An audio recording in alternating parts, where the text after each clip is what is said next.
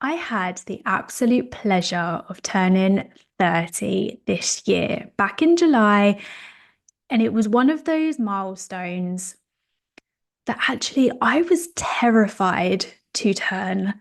I don't know what it was, but last year I wasn't in a very good place last year.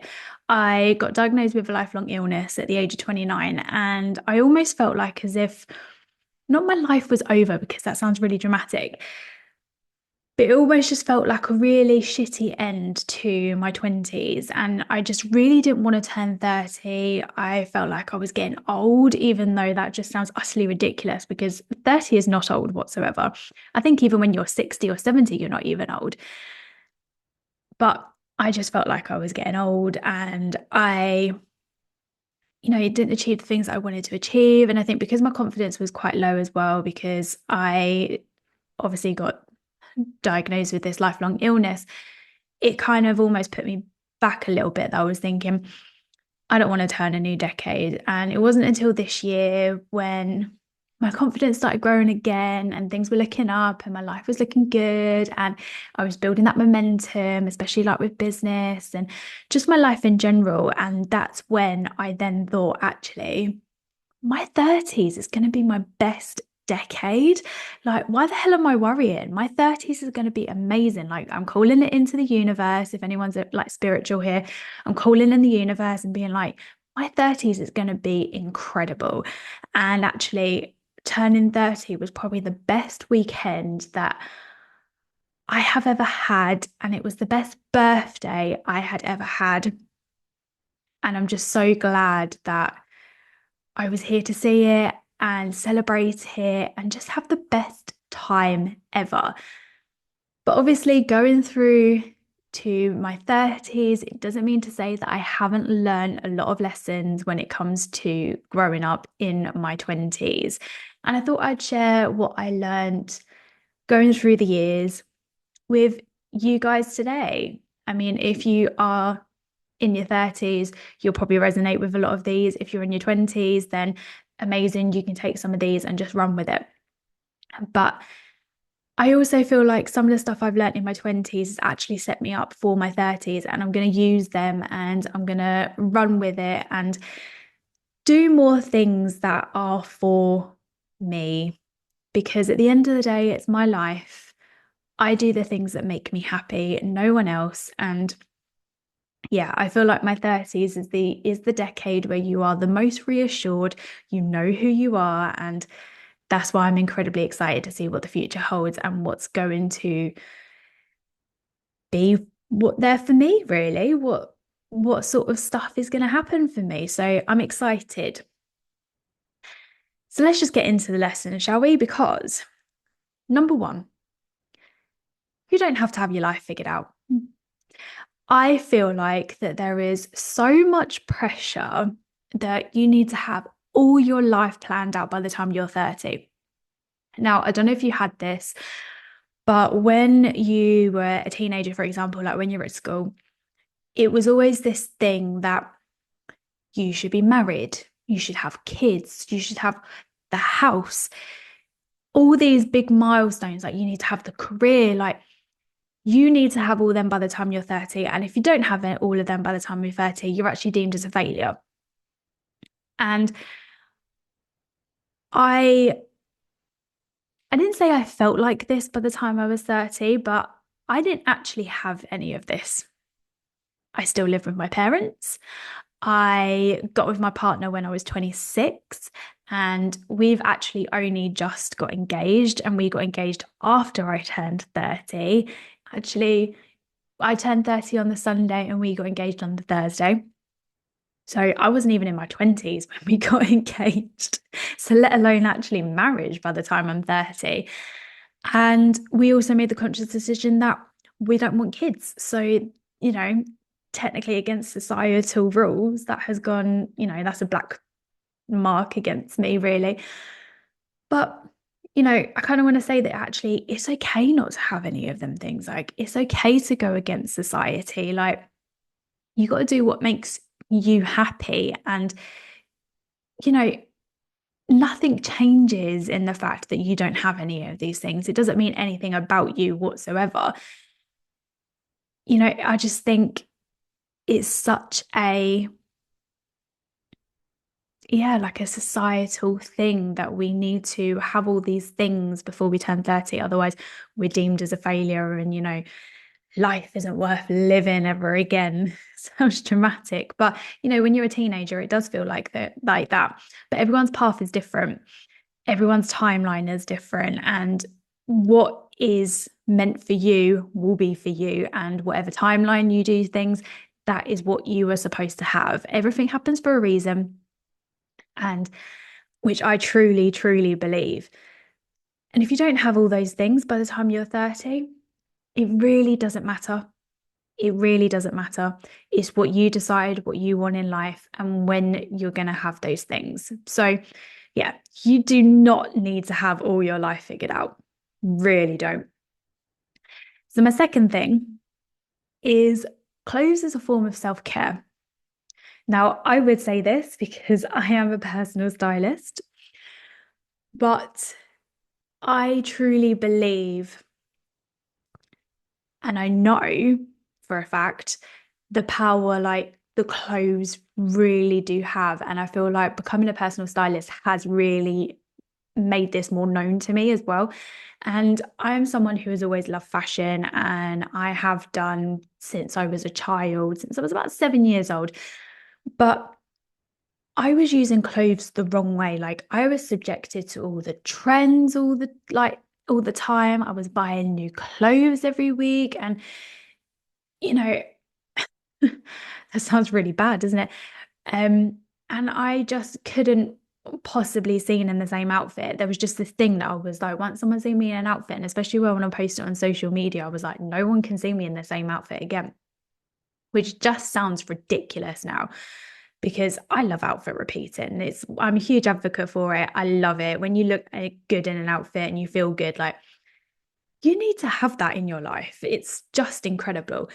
But obviously my perspective changed probably in like my late 20s, and that's actually when I developed my own style and how I want to be seen. And I learned obviously what clothes suited my body shape and my style personality.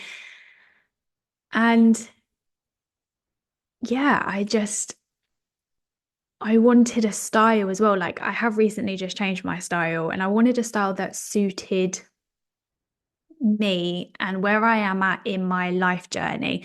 And I wanted my style to look grown up and elegant and classic. And I didn't want to keep repeating the same stuff I was doing in my 20s, like constantly relying on trends or anything like that. That's not what I wanted to do. So, yeah. So, the power that clothes really do have is incredible. And the power it gives you to make you feel incredible about yourself is just amazing. And that's why I say that clothes is a form of self care, because when you look after yourself, you feel amazing, right? And it's exactly the same as when you put on an outfit that you absolutely love, you feel amazing. So that's why I kind of say it's a form of self care. But yeah, so, and obviously outfit repeating, that is my thing. I do love outfit repeating. I'm a huge advocate for it. And, it's also okay to outfit repeat. We don't need to stick to what everyone else is doing and be like, you can only wear this outfit once. No, we go against the grain here at Emma Story Style. That's what we do. And, that's okay. I will not send the fashion police after you. So you are good. The third lesson that I had was actually your childhood traumas dictate your life if you do not change them. Now, that sounds a bit deep, I know. And trust me, we are going to get deep in this podcast in future episodes. So buckle yourself in because we are going for that journey and we are going for that ride. But a lot of the traumas that I have in my life and the beliefs that I have were actually made when I was a child. And we hold on to other people's beliefs and making them basically our own without realizing. So everyone else projects their sort of beliefs onto you. We are a sponge and we take in everything that other people are doing around us until about the age of 7. And basically, your inner child runs your adult life until you start working on them beliefs and actually start changing to make your own beliefs. And obviously, things that have happened in my childhood, happened in my teenage years, they affected the way I behaved in my 20s. And it wasn't until obviously I started unblocking them that my confidence truly started shining. And basically, I grabbed life by the horns and I've not looked back. So this is a huge one when it comes to obviously the things I have learned in my 20s, because I want to live my life the way I want to live my life. I don't want other people dictating my life. I don't want other people's beliefs dictating my life. And if I hadn't have done this, my confidence probably wouldn't have grown the way it has. So actually, this probably should have been number one, to be fair. But it's such a good lesson to have. And it's an amazing lesson that I have learned. And I'm grateful for it. So number 4, I love saying this. And it's such a good thing to keep reminding yourself of. Feel the fear, but do it anyway. Now, a lot of the things I've done in my 20s have absolutely terrified me. Like, one of them was actually including conquering my biggest fear, and that was getting back in a car. Now, I will do a separate episode about this, but getting back in a car was actually one of my biggest fears. And if I hadn't have done all of these things, I probably actually wouldn't be doing this podcast right now, because, if you don't grow, like if you don't get out of your comfort zone, you won't grow. So the most likelihood is I would never have done this podcast. I would never have made Emma Story Style. I would never have a styling business. I wouldn't do any of those things if I hadn't have actually just pushed myself out of my comfort zone and built that confidence. And the thing is, I love about fear is, yes, it's horrendous and it's always the fear of unknown. And, some people's fear can be very intense in the fact that you feel sick, or, you need a nervous poo or something like that, or you can't sleep or anything like that. It's a good thing. It means you are doing the right thing, because you never know what the outcome is going to be. When you feel the fear of anything that is terrifying you, the outcome's going to be incredible. And just think of the opportunities that are going to come from it, everything like that. You don't know what's going to happen. So always feel the fear, but do it anyway. Now, my 4th thing, my body is my home.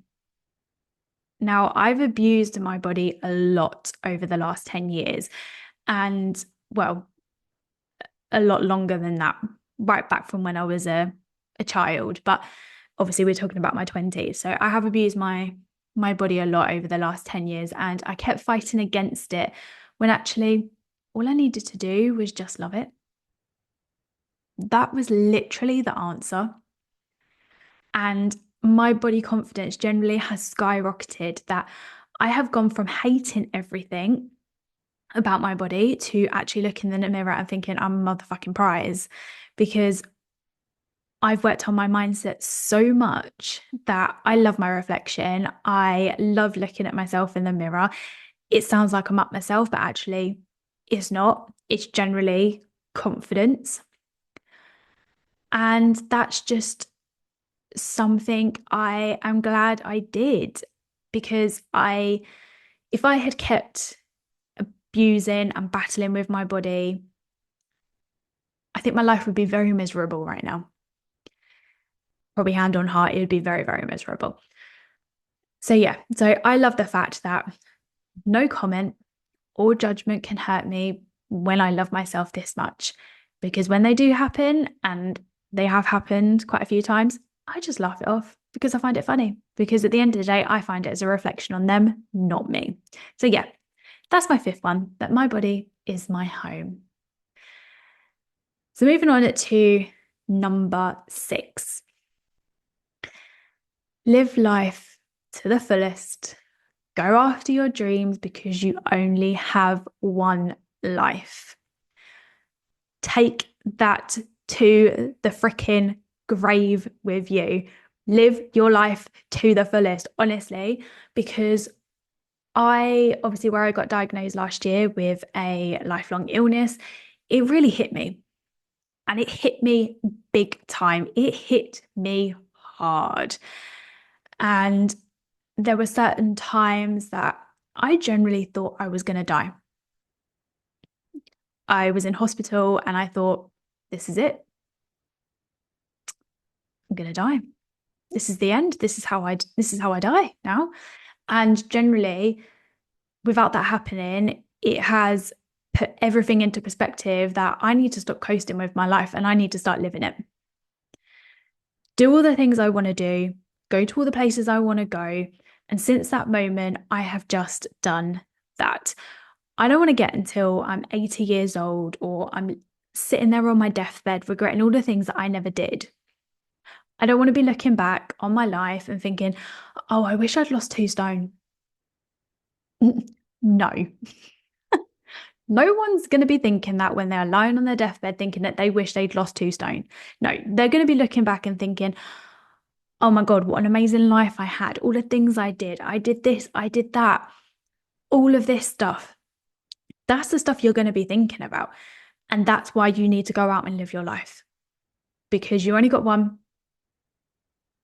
So, yeah, I feel like that's a little bit of words of wisdom right there.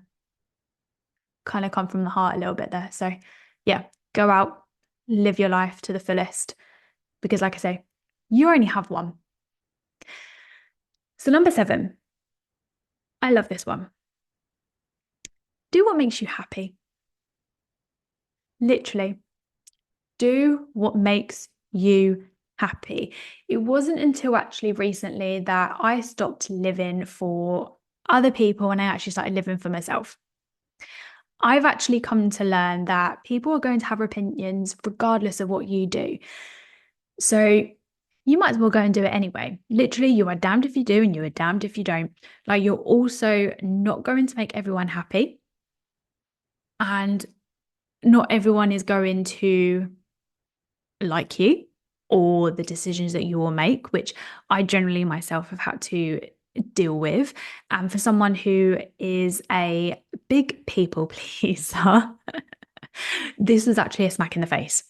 And it was something that I needed to do, or something actually that needed to happen to me for me to actually generally go, do you know what? I need to go and do what makes me happy and not do it for other people. And that's the thing. Like I say, I am a people pleaser. I have got better with this. And when it was someone that I thought was per se, like a friend, and basically it was a decision I made, and basically they just slapped it in my face pretty much. And they weren't happy with it. But again, it's a reflection on them. It's not a reflection on you. Everyone's going to have an opinion no matter what you do. So you might as well go and do the goddamn thing that you want to go and do anyway, because you are with yourself the longest. You will spend your entire time with yourself the longest. So do the things that are going to make you smile. Do the things that like make you excited to get out of bed every morning. Do the things that are generally going to make you happy. And then my last thing, number 8. Scales are the biggest enemy. Now, I used to weigh myself a lot. And I mean a lot, especially at times, obviously, where I was on a diet, which was, I would say, probably most of my 20s, if not all of my 20s. But I never actually realized how mentally damaging that was for me. It became my obsession that as soon as I woke up, oh my God, I need to go and jump on a scales. And, I needed to do that every single day to see if I lost any weight. It put me in that horrible mindset that I need to restrict myself in order to see a number on the scale that obviously gets smaller. It was just something that I needed to keep looking at, to like feed my ego and be like, oh my God, I'm getting smaller. This is incredible. But actually, the most liberating thing that I could have done for myself and that I did for myself was ditching the scales, I was so much happier, and I generally can even tell you what weight I am now because it doesn't matter. It really doesn't matter. I am happy with myself. I am probably bigger than I was, and I'm happy with that. Like, I am genuinely happy with the way I look. I have embraced myself so much. And it's just a nice feeling to have, to just like accept yourself. Um, I feel like it's something that's quite hard for people to actually just accept who they are. And I feel like, you're put on this universe to be who you are, and we're all unique in our own rights. And that's what makes us special. So yeah, so scales were the biggest enemy for me, and it was just such a toxic thing that just happened in my brain pretty much, that I was just so obsessed with it just to feed my ego, to be like, oh my God, I've got smaller. And I think it happens a lot with a lot of things where we always look at numbers, that numbers is our thing, that is our success. And that, like it could come with, say, for example, like a wage packet or something like that, and be like, oh my God, I earn this amount of money each month. And it's like that ego boost. And I don't know why we do that around numbers. I have no idea whatsoever. But for me, it was numbers on the scale. And once I saw a number go lower and lower, I'm like, yes, get in. That's amazing. And actually, it probably made me happy for about 5 seconds. And then I was gone back to being like, I need to lose weight, I'm depressed, and that sort of stuff. So yeah, throwing out the scales was actually a very liberating thing for me. And I wish I had done it far sooner than when I did. And I am glad that I don't have scales in well, I'd say in my house, but it's not my house because I live with my parents. The only scales I use are for baking. They are the best scales. So yeah, so those are my lessons that I learned throughout my 20s. Like, generally, your 20s are made for trial and error. That is the whole point of that decade. You need a whole decade to discover who you are, what you like, what you want to do with your life, like explore the world, make mistakes, fall in love, experience heartache so that you can prepare to basically shine like a freaking star in your 30s. And that is exactly what I am going to do with my 30s. So, yeah, those are all the lessons I learned in my 20s. If you are someone that's in your 30s and these resonated with you, then, let me know. Come talk to me on Instagram at Emma Story Style. Send me a DM if this episode just resonated with you and you can relate to it. Come talk to me. Come let me know, because I would love to hear your thoughts. So, yeah, that was today's episode, and I will see you in the next one.